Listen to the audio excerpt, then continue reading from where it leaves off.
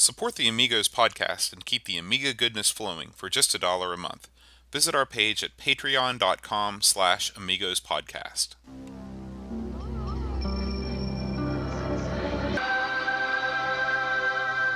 Amiga, the first personal computer that gives you a creative edge. Amigos, the podcast about everything Amiga. Amigos is a proud member of the Throwback Network, your home for quality retro podcasts. And now, here are your hosts, Aaron Dowdy and John Bodovkar Schaller. Hi everybody, welcome to Amigos. I'm John. And I'm Aaron. And today we're going to be talking about PGA European Tour Golf. Always up for some golf action, that's Me for sure. too. I love golf, especially in this heart of the summertime. Who could play golf in this weather? I could. You'd have to be insane. It's Go out been and hit 100 degrees You in West Virginia for the past week. You just can't forget the essential golf gear, which is a cooler full of beer. And that gets you through. A cooler full of beer on the cart. You're not walking the course in this weather. Let me tell you something. I wouldn't want to be out in the turn the sprinklers on, man, and I might give it a shot. That's about it. Aaron's Wet and Wild That's golf. right. That's a title. Even I might drink right a there. beer on the course. Yeah. We got some feedback from one of our listeners named Fat Angus. Fat Angus. But Agnes? Yeah, Or not Agnes. That's Angus. yeah, Okay. Angus, Okay. like the guy from AC/DC. He says, regular viewer from Germany here. Love the chemistry and dynamics between you guys. And as cozy as Boat's basement is, I want the green screen back at least every now and then. He says, I told you about the green screen. the Kinderzimmer, which means children's room, is just perfect. So we may have to tape over at Amigo Studios East some week to bring that back. That was a fun episode. It was neat to be back in the old studio, whatever set or whatever. And of course, it's a beautiful art piece. Oh yeah, So that, yeah. Thanks to Paul Kitchen. yeah, for Paul is, rendering that. gosh, his abilities. Well, I mean, he's a pro. He is. He's a pro. Aaron, what Amiga news has gone on this We've week? actually had some decent stuff pop up on the old news feed this week. So let's jump right in. So, do you watch Retro Man Cave's YouTube channel? I have seen several of those. He did some interesting stuff, and he took a look this week, and I found this quite fascinating. He looked at this thing called the Checkmate Amiga 1500. Mm-hmm. Now, just from doing this, you hear about all these different numbered Amigas. It's like the Amiga this. You hear about the 500, the 600, the 1200, the normal ones, the 1000. But then you hear about the 2500. We've had those on the channel, and but this is the 1500. I'm like, man, this is a real oddball. And so I had to give this guy's video a watch. And basically, this was a Amiga 500 expansion box that you could buy and plug the 500 in, and it was basically a cheaper way to get the same level of expandability that a 2000 would have. That's why it was built that way. Real interesting device, and Commodore wasn't happy with it. Look at that. Did you just see what was on the thing there? Yeah. No, you didn't. Yeah, I know. Is that where that comes from? Yes. Yes, but yes. Well, this is not. This is Fat Angus. That's why I asked you that. I thought you were just saying random words. No. Well, I will do that. But anyway, this came with a really interesting level of expansion that the 500 could not obtain. And a snazzy-looking case. And so Commodore saw these things selling, and they actually talked to the guy that was partially responsible for these things, and he said Commodore assumed they were selling a lot more of these than they were. And we're like, yeah. They invited him up to headquarters, and he thought they were coming up there to make a deal. They were like, yeah, we're getting rid of you. Oh, wow. And then they put out their own Amiga that was a cheap 2000 version that deleted some, and it was basically the same number, and he was gone. That was into his business. So it was pretty... Now, how is this related to the Bodega Bay Amigas? It's funny you should mention that, because it is sort of similar. This is a motherboard replacement where I believe the Bodega Bay actually shoved the box into the side port of the 500. Oh, okay. Yeah. Okay, cool. Anyway, it's a good video. I recommend it. And very educational. Now, you posted this next one. You want to talk about this Versus 8? What is this thing? Yeah, so this was sent to me by Jones, Twitter follower Jones. And this is an Amiga Disc Mag. So this hails from back in the day when you would download magazines on BBSs. They were called magazines, collections of articles and things. And so this is actually an Amiga compatible disc mag. So you can download it onto your Amiga through any means necessary and browse through the articles. There are lots of different articles, including one that mentions the Amigos podcast. No kidding. Yeah. So this is current. These are currently being made. Yeah. So this issue was just released.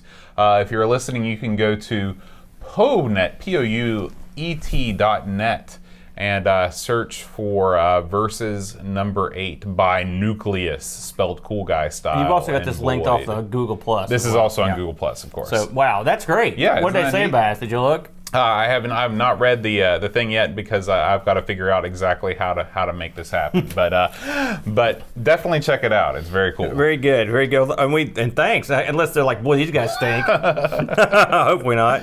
So our good buddy, the Dreamcatcher, is back.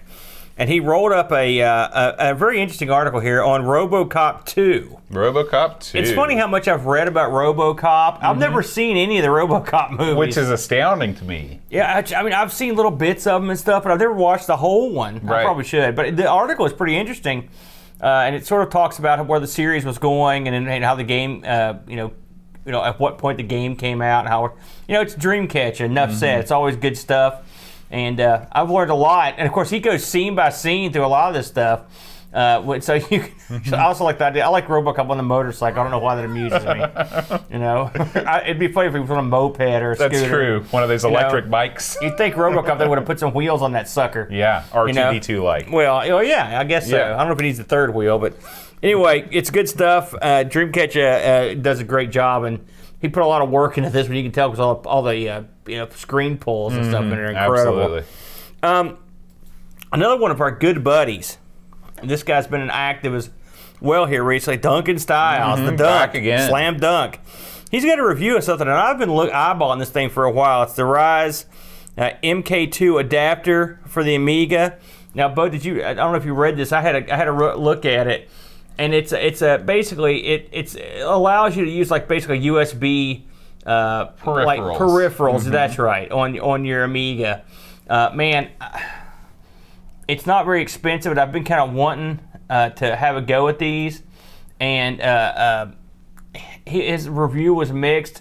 Now he writes at the end that there's a update. There's some firmware updates coming out. That's supposed to take care of some of the issues he had. That seems to be the answer for any. If we ever launch our own, electronic device, we can make it as bad as we want, and as long as we keep promising firmware updates, everything's okay. Well, and this is not to disparage, just because good for them, by the way. Don't just release something if it's not working 100%. Just let it sit there. But in the old days, you had one shot at it. Right. There was no firmware updates, and if you released something that didn't work, you were just boned. But also in the old days, you had a company supporting you, and not just a guy. So the fact that a guy came up with this is pretty incredible, and it's a small little unit too. Small and very inexpensive, given what it does. I'm very interested in that. So I'm hoping if the firmware gets worked out, that'd be great. Yeah. I'm looking forward to that. So this one, speaking of magazines, and we talked about the online magazine. This is a physical paper magazine. This one, really, I saw this on Indie Retro News. I couldn't believe it. I was like, are you kidding me? This is a CD32 magazine, all right? And they're taking pre-orders for issue 1. It will happen. It's not ludicrously expensive. No. It's less than Retro Gamer. Right. Well, yeah. I don't know. That shipping is a whole different kettle of fish. Of course, this is in the UK, I believe. So we I don't know if they'll ship to the US or not. They probably will. I bet they will. I'm not sure. But man, CD32 magazine. Who'd have thunk that? And look at this. It comes with a demo disc. That's right. Too. I think the first 50 people that pre-order get a goodie. Holy cow! Get a couple goodies actually.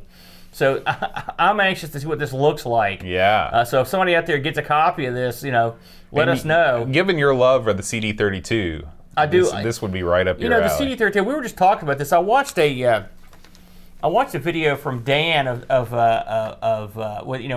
Ravi's partner, and over to Retro Hour, and he did a video on the Terrible Fire CD32 expansion board.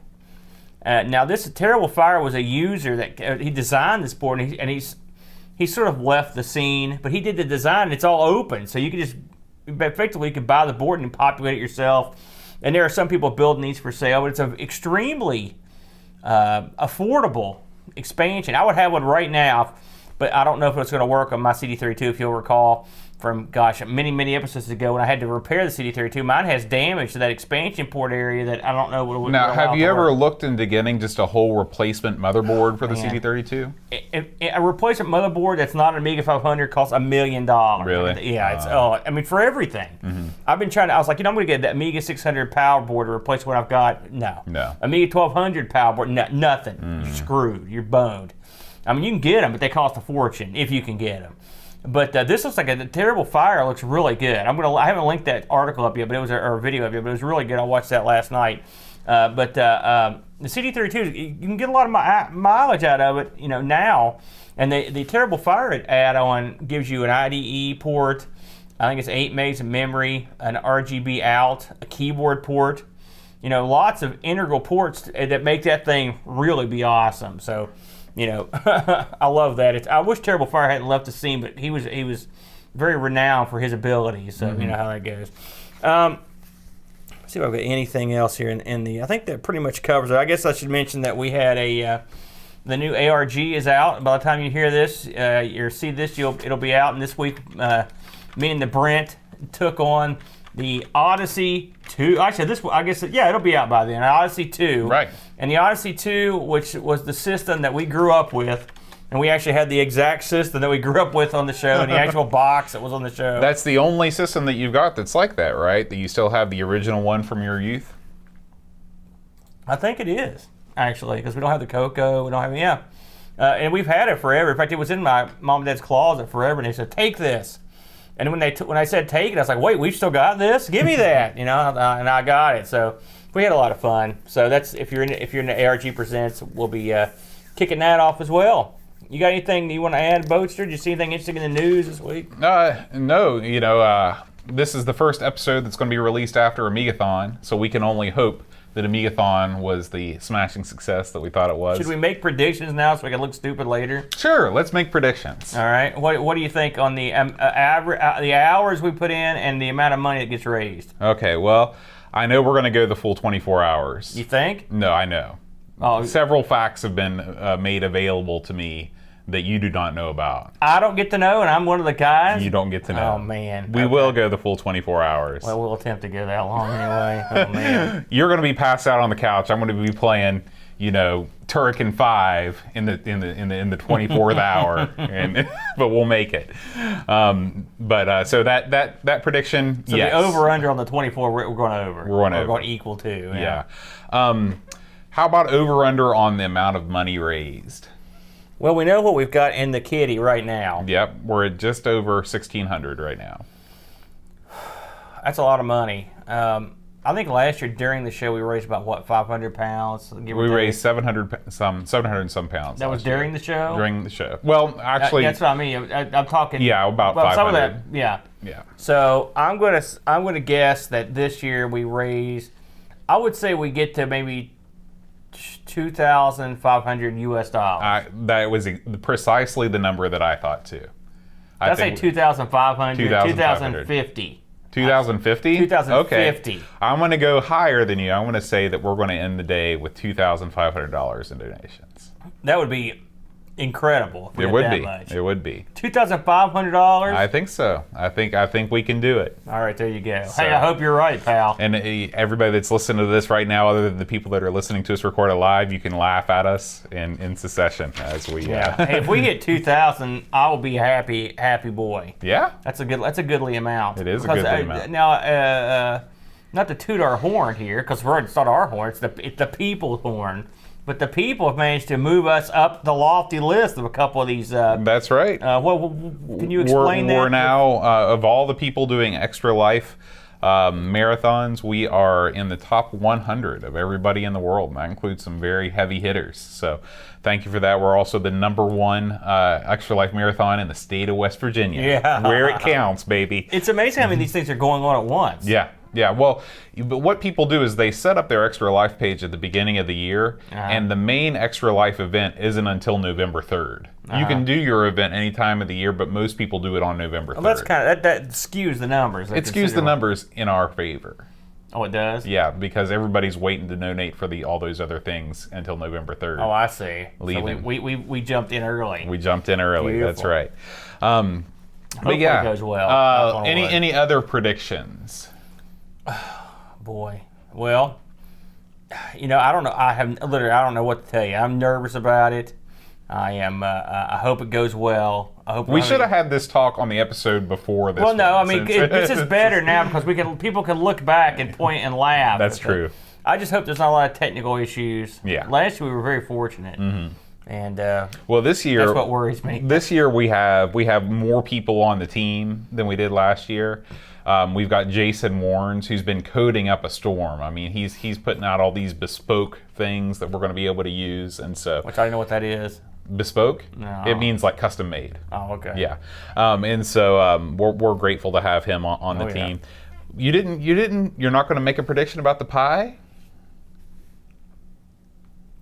It better be to you. It better be to you. Well, there's lots of gaming challenges that are going to make this really close. Well, and so you better bring your A game. I don't have a C game. So yeah, that is a worry. I'll do my best, folks. All right. So, Aaron, this week's Amigos episode is brought to you by Amigos Game Selection Committee member Chris Folds. He's chosen PGA European Tour Golf for us. Aaron, what do you got on PGA European Tour Golf? Have you played this before, by the way? No. I hadn't played it either on the Amiga, but I'm pretty sure I played one of the console versions. The only PC golf game that I played up until this point was Leaderboard. Really? Okay. Yeah. So this one came out in '94. Now this thing had a release on for the old chipset, the AGA chipset, and the CD32. And the CD32 version came out in a year later in '95. 2 discs for the old versions, and you could run up to 4 people in this. There's a tournament mode. There's you can play 4 people, of course, 1 at a time. And this was developed by The Dome. Now, do you remember The Dome? We've ran into these guys a couple times. You can't guess what The Dome did that we've covered? Is it like Biodome? No, one of the it's greatest The movies of all time? Dome. No, The Dome. So, and it's funny because one of these games was just recently covered by Dreamcatcher. Last Action Hero is one of theirs. But the one that struck me was Shaq Fu. That was one of theirs. So we did a Dome game, and we were the only people on Earth that didn't hate Shaq Fu. I still like Shaq Fu. Speaking of Shaq Fu, just a sidebar, have you seen the new one? I haven't. Is it already? It's out. It's out? It's out, and you can play it. It looks okay. Are the sprites bigger in this one? Oh, it's a whole different type of game, yeah. It's a beat 'em up. It's not like a fighting game. With a pedigree like Shaq Fu, it's quality. The Dome, as I recall, was they're sort of a development arm of EA at the time. So because EA and all the other versions of this EA did in house, I think the Dome was like attached to EA, basically. One of their subsidiary studios. So it's your standard golf game. Now, one thing about this, I didn't realize how many conversions it's got, and this explains where I've played it before. So this came out on the N64, believe it or not. Can you believe that? We haven't seen too many games on here. The Amiga shares it with the Nintendo 64. It's interesting that you mentioned that. Can you name any other like contemporary releases where the game was? Of course, this was released in '94, so it's like 2.5 years before the N64 came out. But can you think of any other games that got an N64 port of the same game as the Amiga game? Is there one that you know of? No. I don't know. I mean, right off the top of my head, I can't. Yeah. This also got released on the Super Nintendo, in DOS and PC and Windows, and it also came on the Genesis. So that's a lot of heavy hitters there. And apparently this was based on the Genesis release, which is no surprise there. So now this game had 2 different versions. This game was released in an OCS and an AGA / Well, I don't know how different the CD32 and AGA version. Well, they probably aren't. And I watched the video because in case you're interested, Bo played this. It's on the channel this week.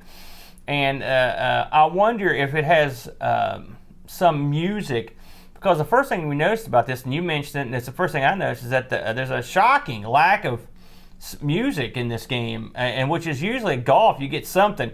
You know what this reminded me of in a lot of ways, I guess it was it had the same sort of title screens and build that like Madden had, where we did a Madden, where it just had that little tune, that little kind of digitized tune, and then that was pretty much it. Yeah. You know, and so, Which makes sense. It's EA. You know. Well, I mean, it's a half job in my opinion. Now, so what you've got here is a golf game.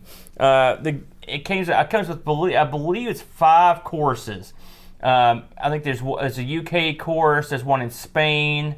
I think there's one in Switzerland. There's a French one, and I'm trying to think what the other one's at.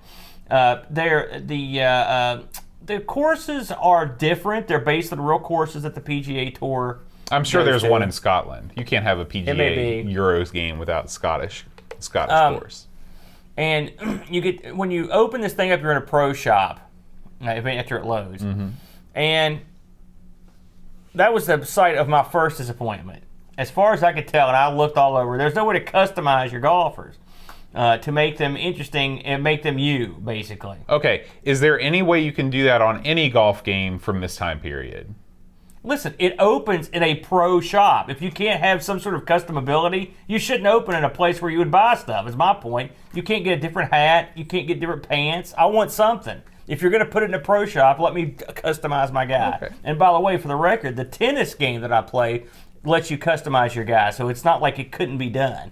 So once you start into pro shop, you've got your choices. You can play a practice round. You can play a tournament, a stroke play. Now, one thing that did disappoint me about the pro shop is that the pro shop is beautifully drawn. You know, it's very nice. You can't. There's no sort of interactivity with anything in the pro shop. That's right. That's another. I mean, it shows everything you would see in a pro shop, including a counter and stuff. But then you access you don't click on anything in the pro shop to do anything. You've got a menu bar up at the top, an ugly menu bar at the top of the screen. It is ugly. I wish it would have been like Skate or Die, where you have the pro shop and Skate or Die. You click on the different things to do the different stuff. Listen, I don't want to sound like I'm nitpicking the game. I'm just saying, if you present something like that, give me something. Yeah, absolutely. And the thing is, I'm just going to boil this down. This is golf. This is a golf game at its sparsest level. There are no frills. There are no. There's no glitz. All you've got is a very competent, but you've got a golf game. If you compare this, and I know you're going to pitch a fit, but if you compare it to even something like World Class Leaderboard Golf, but I'm thinking Neo Turf Masters or anything, at least you've got some music, you've got a commentator, something. You've got nature sounds or something. I mean, even in World Class Leaderboard Golf, you've got commentators that'll chime in. You've got sounds of like stuff going on in the background. Well, you have that in this game too. It's not much going on. I would put this at the same level of glitz as Leaderboard. This is a much prettier leaderboard. Leaderboard's also very no frills. It is, but I even think Leaderboard. I mean, even like you have an announcer say something. Like, well, yeah, that was the gimmick. This has nothing. This has no. I mean, and how's that? But this is the Amiga. We can't get some music. We can't get some commentator. Right. I don't want a full running commentator. You do get a little bit at the beginning of every the weatherman of every course. You hear like the greens are straight on this one. Something like that. But you're right. This game could have and you do get, when you play a tournament, you get updates on how the other golfers are doing from broadcasters. It's a beautiful game with like I said, there's no. I mean, even like you said, the top bar where you do everything from a pull down menu. And don't get me wrong, it works fine. It's quite convenient, but it's basically just there to do the sparse minimum. Even the options that you have access to, I was surprised at the lack of options. There are not that many. What would you like to have had? Well, like I said, I'd like to have had the option to do something to change my guy's look.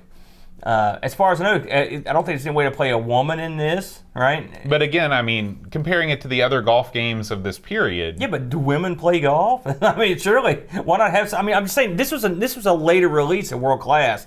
these options were there. They just didn't put them in. Can you play as a woman in Neo Turf Masters? You can't.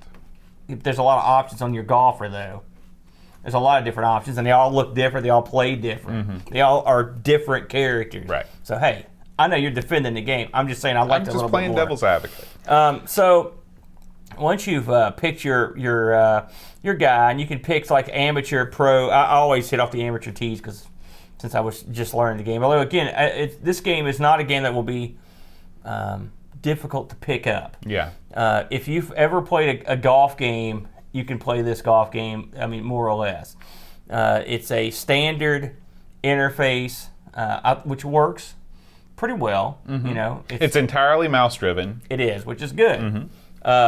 You've got on your golf screen, you've got a gauge of the wind. You know, you've got a thing that tells you the hole, the distance from the hole, what club you're using, and then at the bottom of the thing, you've got a gauge that tells you your power. And then on the far left side, it tells you what 100% of the power will get you. And when you right-click, you can see an overview of the hole. So if you want to pick your direction, the direction of your swing, with an overhead view, you have that option as well. Now, you have the setup that you do have are turning on and off features of the game, such as overhead flybys, the green close-up. Whenever you go there's like a grid pattern that shows you can turn that stuff on or off if you want.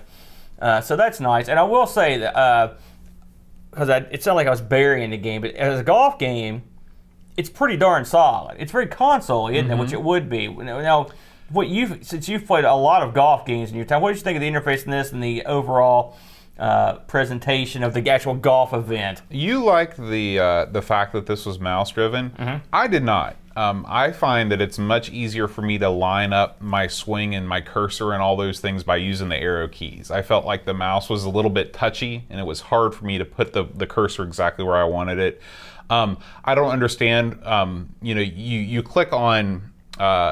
You click on different areas of the screen, obviously, to do different things. Right. With the club selection and all that, that's fine making it mouse-driven, but I wish that I could have had the space bar be the swing. I felt like I could be much more exact with hitting a button on the keyboard than I could with clicking the mouse button. That seems weird, but that's just the way I feel. I felt like compared to a lot of golf games, the sweet spot of your club was very, very, very small. I mean, you can be off 1 micron to the left or the right, and your ball is going to wildly veer off one direction or another. It punishes you severely for missing that. I agree.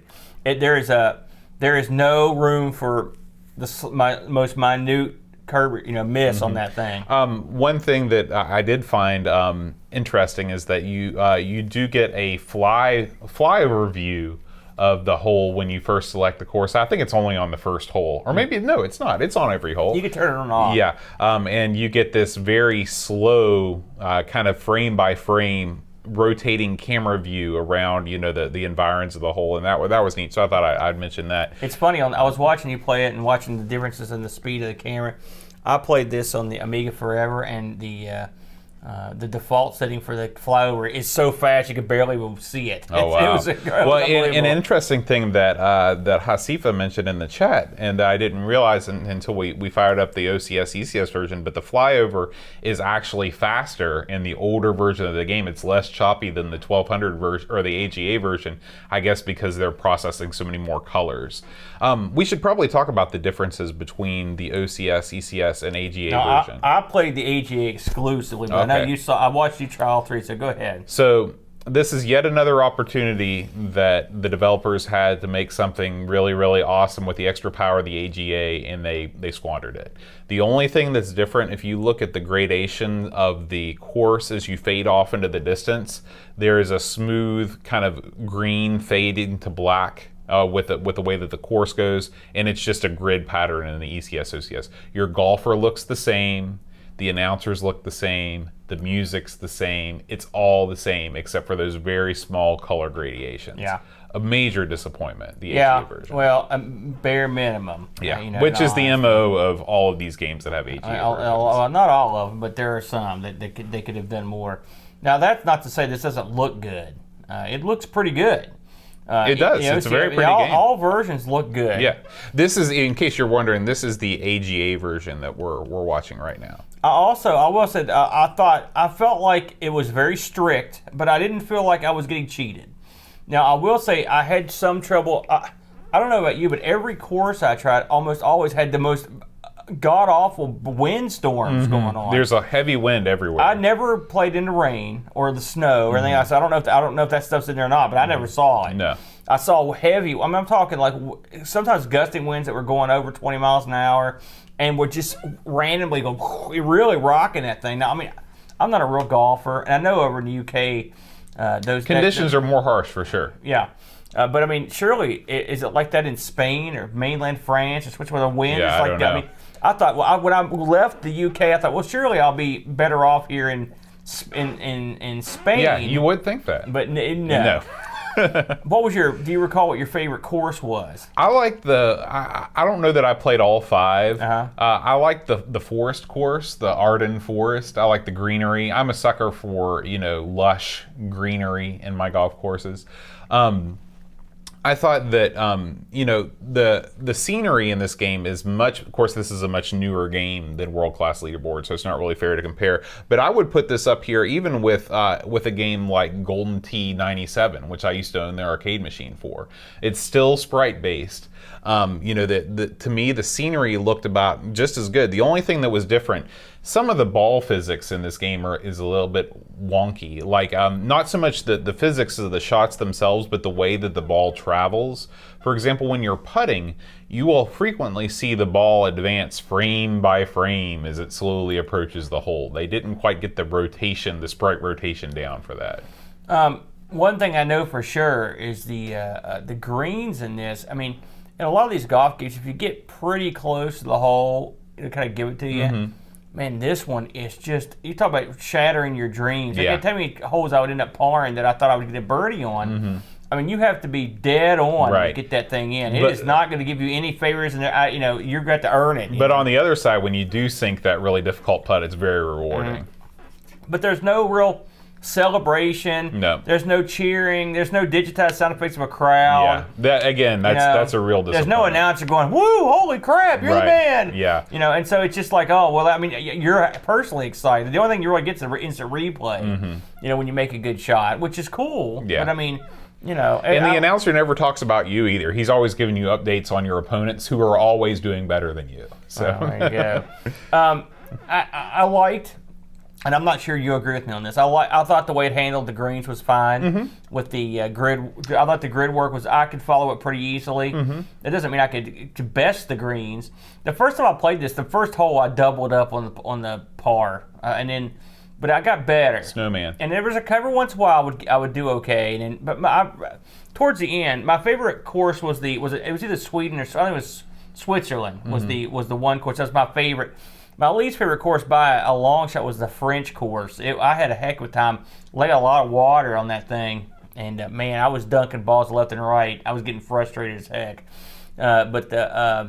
I thought the courses were different enough. I mean, they didn't look a ton different, but they were. I mean, these are pro courses. You could see a difference in the, I guess, philosophy of how the courses were made, or some were longer than others. And it shows you an overview at the beginning. One thing I like to do is, before I did my tee off, I would get that overhead screenshot, and then you could place the cursor where you want it on that. Right. Because a lot of the fairways, you couldn't see around the dog leg or whatever, so you sort of had to kind of. This is the easy way to do it without having to guess. Yeah. And it worked. It worked quite well. Something else this doesn't do one thing that this does better than Neo Turf Masters, for example, is that it gives you lots of leeway. I never went out of bounds. Let me put it that way. Did you ever get one out of bounds? I mean, I definitely hit it where I considered it to be out of bounds. And once you leave the course, you're just on this sort of plain green area. But I never hit it far enough out. You're right. That's a good point. Yeah. I noticed that when you play this game, you can skip to any hole at any time. You can also save your game. But as far as I could tell, you could save one game. And that was it. Because whenever I saved a game, it would overwrite my other game every time. So because I saved it a lot as I was playing it, and you could also you had a mulligan up there. You could also You could change the type of shot you were doing when you right-clicked on that bar. Yeah, I was never able. You know I was how watching you do that, and I was like, right-click, but well, I was trying to right-click and it was not responding, so I must have been doing it wrong. What you do is you pull down that overhead bar while you're playing, and you can change it to punch. I never even thought about the overhead bar being hidden up there. It's there. Yeah. It's there the whole time. Yeah. So, but I thought that the loading time. Of course, we're playing through emulation, but the loading times were good. I didn't feel like the scenes were being drawn in frame by frame. I'm sure that they were pretty good, on the I real played it on machine. my both. I played it on both, and they were okay. But I was playing WHD load version. But Right. I had any trouble with that. I like the idea of being able to play 4 people. Of course, that's sort of standard fare in golf. But it's one of the things I like about having golf games is you can sit down and have a round with your buddies. I don't know if we got any golf games for Amigathon, but I hope we got something. Yeah. Like I said, when it comes to the nitty gritty, I like this game. It's been a long time since I played Lynx, but this was really, really good. It plays a good game, a good fair game of golf. It's tough game of golf, but it plays good. Did you ever were you hitting off the amateur tees? Oh, yeah. Pro? 100%. I didn't even try the pro tees because I wouldn't. That would be a tough haul, especially coming out of the gate and not playing this before. But like I said, I think I've played this at the Genesis. Is where I think I played this before, and it does look sort of like a Genesis game, and the way the palette and the way the stuff's drawn. It looks like an EA Genesis game. Right. Especially the back. EA has this thing with these textured backgrounds, and by that I mean just like the background behind text and stuff. That you can always kind of tell, and the fonts they use and stuff. This is kind of like that classic EA too. What I think about is classic EA. Like when you play the hockey games from this time period, they have this sort of look too. It's a good player. It's just I know you were putting my fear to the fire, but a little bit of customability would have made this a big. They got the hardest part down. This is what drives me nuts about some of these games. When you've got a good engine, I don't know. I thought the ball physics were okay. Like I said, the wind was brutal, and it gave you little room for error. But all that said, I thought it played a really good game of golf. You could even adjust your guy's stance, which is good. Depending if that's your thing. I liked the way I liked the mouse as an interface way more than the joystick, and I like the mouse. I like the way they position the position of the mouse cursor on the screen would give you different options. To right click here to get here's your overhead view. Here's where you can get you can do different stuff by where you put the mouse. I thought that was good. It's pretty seamless. And the interface is not real cluttery. I liked it. I liked the close-up of the hole. So when you're getting close to the hole, you can see how close your ball comes to the hole. It's exciting when it's getting up on it. I like the fact that when you hit the ball, and this is something I really like in golf games, and when it came out, I loved it. It was when after you hit the ball, the camera sort of turns and you can see the approach. I thought that was a neat touch too. That goes a long way. Yeah. That's a big help to see what's going on. It makes it more interesting. Otherwise, you just look at the ball go off into the distance. You don't know what's going on. Right. I forgot to. I'm glad you brought that up. Yeah, it didn't really punish you too badly for going into the rough or into the sand. It wasn't like you were doomed.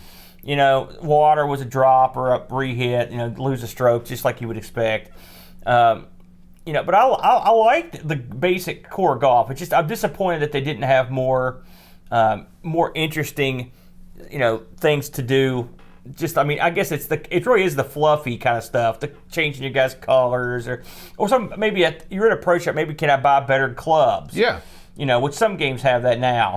Or a hat or something like that. Just fun stuff like that. It would have been kind of neat. But it was 1994, so.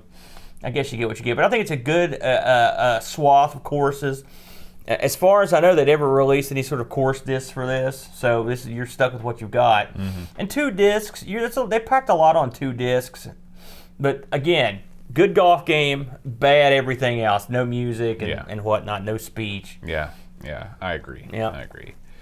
Well, thank you, Chris Folds, for suggesting this game. If you are a Patreon Amigos Game Selection Committee member, you can select one game every month for us to play. And this month, Chris selected this one.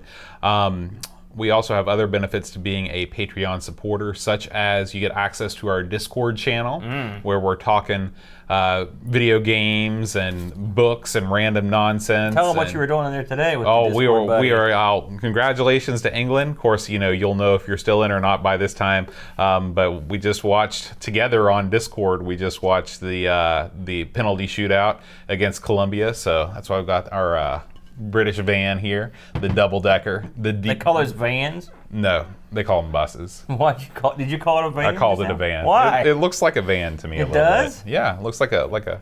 I don't know. Like a Chevy van? Man, it's one of my favorite songs of all time. That's all right with me. I love it too. But anyway, join us on Discord. It's a good time. And also, if you are an Amigos supporter, you get the greatest gift of all. You get a chance for me to sing your name in a very special way at the end of every episode. Before we do that, I'd like to announce the winners of last week's Patreon Song Challenge, Figgy CTZ and Jonas Rulo. Congratulations on guessing Benny and the Jets by Elton John. Oh, we got to do this before we forget. We got chastised the eBay for this Oh, thing. yeah. Holy Sorry about smokes, that. We got murdered for that. Yeah. So if you're interested in getting PGA European Tour Golf with your Amiga, you're no problem. I saw them all day long for between $7 and $13 boxed, and in Germany, that's in the UK, and in Germany, $18. And as for reviews in this thing, it reviewed pretty well. Lemon gave it a score of 8.5, which is a monster score. I couldn't believe how high it was. The other outfits, Amiga Action gave it an 87. Here's a magazine. I don't think I've ever heard of this one. I bet it's French. Amiga Concept. You ever heard of that one? No. Gave it a 76. Here's another one I've never heard of. Amiga Dream. Have we heard of that one? 85. Well, 90. I bet 92 through 94 was probably the height of the Amiga magazine. They had the most probably in subscription. I like this. This got reviewed twice in Amiga format. Once in 97. Got an 80%. That's crazy to think about. Yeah. That these are getting reviewed. I'm looking through those old magazines that Tapes sent in. Tapes from the Crypt. That's right. And it is a sad, dismal spiraling of the drain as they're trying to come up with ideas that will keep the Amiga around. And it's depressing. I'm thinking to myself, what would I be thinking in 97?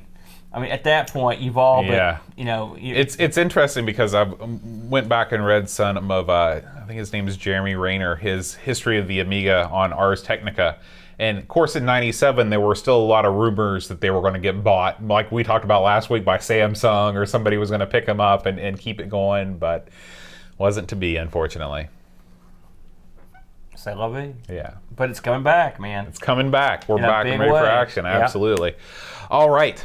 So, this week's Patreon Song Challenge, if you know what song I'm about to impart upon you, you can email me at john@amigospodcast.com, and I will. You're cheating. You're reading what I'm going to sing. No, I was reading the names. I know Oh, what yeah, you're that's going to doing. tell me what it is. Are you kidding me? Your hat's on too tight, dude. Hey, this is my golfing hat. Is it? When was the last time you went and played golf? I haven't been in a long time. What are you better at, real golf or video game golf? Come on. Nobody is better at real golf than video game golf. Tiger Woods is better at video game golf. I used to play Golden Tee 2 with a buddy of mine who was a semi-pro golfer. And we had these epic battles. I had a trackball. And Golden Tee 2 is probably my favorite Golden Tee. And I used to beat him occasionally. And I'd tell him, I was like, this translates to real golf. It's exactly like it. And he would be so appalled. He was so appalled. It's like telling a guitar player the Guitar Hero is pretty much just like playing the guitar. I was like, if I got on the links, I'd be schooling you out there too. You'd be like, what? I did bring my club. Duh. This is kind of like in Spinal Tap where he's talking about his cricket bat, Yeah. This is an incredibly old club, but it's still the club that I'm most effective with. It's an old persimmon wood driver. This is probably from the early to mid 70s. They don't make clubs like this anymore for many reasons. But I still like it's an old Wilson staff, and I still use it to this day. Sorta. You Still own it to this day. I still own it to this day. Since you said you'd be more than happy to go out in 100-degree weather and golf, I'd say tomorrow, since you got the day off, you got to head down to the links and go to work. That's true. The 4th of July. Shoot some video of you combusting out there. You know, when I do play, I always play with my band director friends because all the band directors in this county play golf. All the guys do, and so it's a trip, I can tell you. Here we go, Aaron. Bachbit, Seb Cannon, Roland Burke, Andrew Monks, Joe the Zombie, John Cook, Dan Ross, Leaf Killon, Alan Kebab, Donald Tyler, Levelord, John Marshall, Matthew Perron, Ricky DeRocha, Creepy Dead Boy, Figure CTZ, The Slow, Nora, Stefan, Sorgard, Mortensen, Edvin Hilland, Blender 75, Christopher Hassel, Ravi Abbott, Chris Foles, Dreamcatcher, Lauren Zuru, Graham Bebke, Brent Daddy, Lane Denson, Adam Battersby, O'Brien's Retro Vintage, Gary Huckasey, Brian Jones, Paul Harrington, Duncan Styles, Alan Kebab, Anthony Jarvis, Tapes from the Crib, Josh Nan, Adam Bradley, Jonas Rulo, THT, Eric Nelson, Kim Tommy, Homestead, Daniel Bingston, Brutal Barracuda, J.N. Coles, Jason Wands, Pixels of Dawn, and Kjolbjorn Barman. I think Steve got it right there, the Mr. Ed theme song. Oh, that's what I was thinking it was. That's true. Remember that song? Yeah. Can you sing it? Don't tempt me. You can't. You don't know. Have you ever seen Mr. A Ed? horse is a horse, of course, and no one can talk to a horse, of course. You win. I just didn't think that's old for me. Hey, the Mr. Ed theme. I'm an old soul. Oh, that explains the hat. All right, Aaron, next week we're going to be playing another game. You don't know, I've forgotten the title already, but we'll be back with another episode. Does it have an isometric view? It's an isometric adventure strategy title that will take between 40 and 60 hours to get through the instructions. We'd like to remind everyone that we do tape Amigos live every Friday, except when we don't. Around today. Between 5 and 6 p.m. You can hang out in the chat on both Twitch and YouTube live. In the Twitch chat, we got Spy Hunter UK 2016 all by his lonesome. And over in the YouTube chat, we've got Ricky DeRocher, Michael Ryan, Steve Rasmussen, Colin 419, Treyguard 1982, UK Retro Gamer, Pixels at Dawn, Barkbit hanging out with us, as well as Domenico D'Alessio and Anthony Jarvis. Wow, good crowd today. Good crowd. And Spy Hunter, God bless you, sir, for that's right. hanging out, representing the Twitch community. We're still dipping our toe in the Twitch pool. That's right. Well, Aaron, it's been a great week. Hopefully, we'll survive Amigathon. And if not, this is the last ever Amigos. We'll find out if we kill over. That's right. We'll see you guys next time. Until then, adios.